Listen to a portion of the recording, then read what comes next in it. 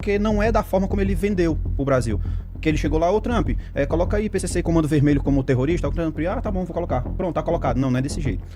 De como mudou, né, agora a partir da classificação de Comando Vermelho e PCC como organizações terroristas. Deixa eu né? colocar uma pergunta antes Claro. de você fazer uma pergunta para ele. É o seguinte, a gente deve comemorar isso, pra gente tanto faz, e temos que agradecer Flávio Bolsonaro ou não agradecê-lo e ele é um cara que... Bom, eu posso... Ele teve algum peso nessa decisão? E a terceira pergunta é, por que o Lula está tão bravo com isso? Vamos lá, o Lula tá tão bravo com isso porque ele tá fingindo. A verdade é essa. Ah, né? é? O Lula tá fingindo Você acha porque, que ele gostou? no fim das contas, pro Lula, sinceramente, é indiferente isso. Ah, é? Né? Agora, o Flávio Bolsonaro, vamos lá, gente, não é nem a minha opinião isso. A própria comunicação do governo dos Estados Unidos disse que não tem absolutamente nada a ver o Flávio Bolsonaro ter ido lá com o fato deles terem feito essa declaração. Mesmo porque o ano inteiro já está se falando, né? Vai, não vai, e como o delegado Hugo acabou de expor, até demorou para isso acontecer. Uma questão de tempo isso acontecer, né? Até demorou. O fato é o seguinte, cara, eu acho Teve que... um timing aí certinho, né? Ele vai pra Mas lá. é muito mais de você perceber que acho que agora vai rolar, leva o nosso candidato pra lá, Tá. pra fazer uma cortina de fumaça por causa do esquema do Vorcaro, do que de fato, leve ele lá pra fazer alguma coisa, né? Pelo amor de Deus, né? Posso só dar eu acho que isso aí foi por oportunismo, certo? É inegável que o Flávio, assim como a família Bolsonaro, eles têm um certo lobby dentro da Casa Branca. Casa Branca. Tem Tem, informações, tem amigos lá. O que é que eu acho que aconteceu? E eu vou lhe explicar por que é que eu acho isso. Alguém bateu um telefone pra ele e disse, Flávio, vai ser colocado. Aí depois, tá bom, tô indo aí. E foi lá e foi fazer aquele oportunismo todo político dele. Por que que eu estou dizendo isso? Porque não é da forma como ele vendeu o Brasil. Que ele chegou lá, ô Trump, coloca aí PCC Comando Vermelho como terrorista. O Trump, tá bom, vou colocar. Pronto, tá colocado. Não, não é desse jeito. Nem é característica do Trump E ficar aí, ouvindo... eu fiz até a questão de trazer para cá a seção 219 da Lei de Imigração e Nacionalidade dos Estados Unidos, certo? É um processo de 5 etapas para você colocar um grupo criminoso como terrorista nos Estados Unidos. Não é de uma hora para outra. Não é. Primeiro começa com o levantamento de inteligência da CIA e do FBI, para verificar se aquele grupo criminoso ele tem atuação dentro do território americano, a extensão dessa atuação dentro do território americano e o risco à segurança nacional. Depois disso é produzido relatórios. Esses relatórios eles passam de classificado e não classificado, né? Secreto e não secreto, e vira um dossiê, que já é o terceiro passo. Tá. Né? Desse dossiê ele vai para o Departamento de Justiça. E aí aqui vem o Departamento de Justiça e brifa o secretário de Estado. Olha, que no caso é o Marco Rubio. Olha, a gente tem aqui o dossiê desses dois grupos criminosos, PCC e Comando Vermelho, onde a inteligência apontou esses fatos. O secretário vê o documento e toma o convencimento que de fato ali são organizações terroristas. Aí é o momento em que ele primeiro conversa com o secretário do Tesouro Nacional para pedir um aval. Por quê? Porque o secretário do Tesouro Nacional ele tem que ficar sabendo previamente, porque na hora que o secretário de Estado ele vai lá e determina que são grupos criminosos, o primeiro que age é o do Tesouro Nacional bloqueando os bens. E aí acontece esse briefing entre eles chegam à conclusão, o do Tesouro Nacional americano dá o ok e o Marco Rubio anuncia. Quando o Marco Rubio anuncia, se ele categorizar como organização criminosa, que foi uma das categorizações que ele fez, esse relatório dele, com essa decisão, vai para o Congresso Nacional. E o Congresso Nacional tem um prazo de 7 dias para dizer se aceita ou não, que era o que eu tinha falado no começo. E o terrorista especialmente designado, ele faz de plano, que foi o que ele fez.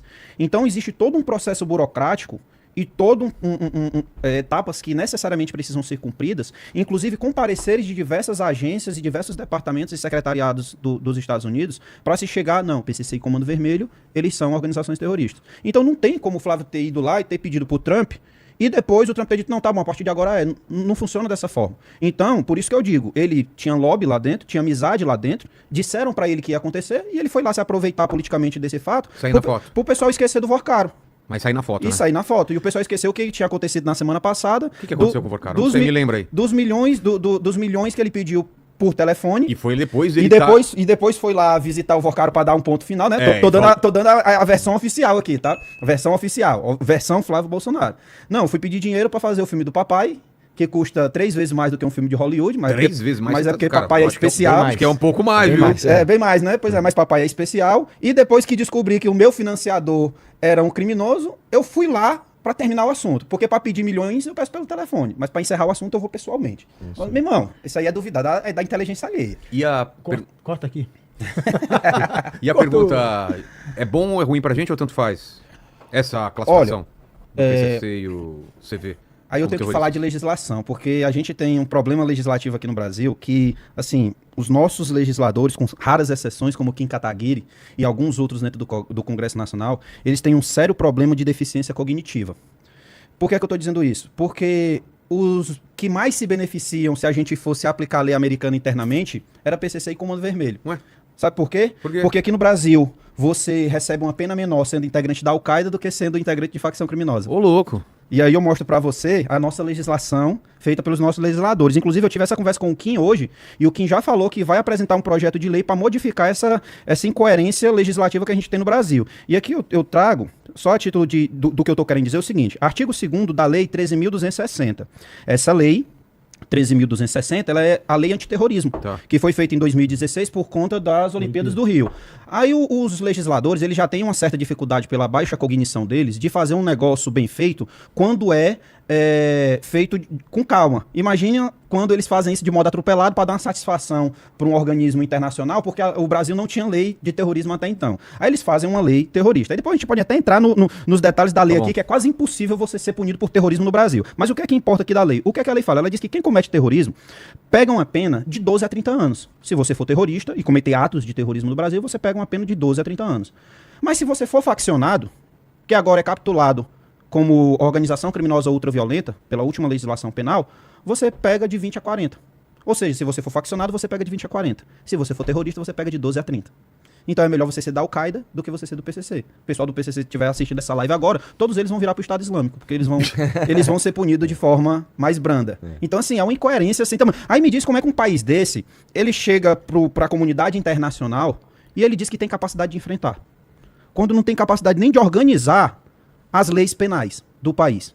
E é aí que entra o grande problema que você estava falando. Porque a partir do momento em que os Estados Unidos categoriza grupos criminosos como terroristas, eles têm a liberdade, utilizando o artigo 51 da Carta da ONU, de agir por legítima defesa preventiva. Porque eles entendem da seguinte forma: o país ou ele é leniente ou ele é corrupto.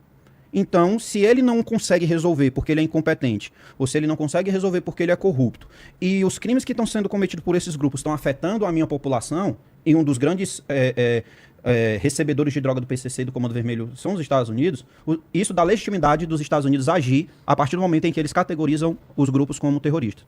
E aí eles agem sem pedir autorização. Então os Estados Unidos podem vir aqui. É claro que essa é a última instância, mas só para saber até onde pode ir, os Estados Unidos podem vir aqui com um drone, lançar um míssil na cabeça de um faccionado do PCC do Comando Vermelho e ir embora. E não pedir autorização. Ele pode entrar em território como a Amazônia, que tem uma rota de tráfico gigantesca, tanto do PCC quanto do Comando Vermelho, fazer uma ação de extração lá dentro, invadir por terra, ar e mar, e não pedir autorização no Brasil. Então, você me pergunta se é bom ou se é ruim para o Brasil. Eu lhe respondo com uma terceira opção. É vergonhoso para o Brasil. É uma vergonha para o Brasil, porque isso mostra que nós não conseguimos resolver os nossos problemas. E aí a gente precisa de um ator externo para vir aqui dentro do país tentar resolver algo que a gente ou é incapaz ou é cúmplice como país, entendeu?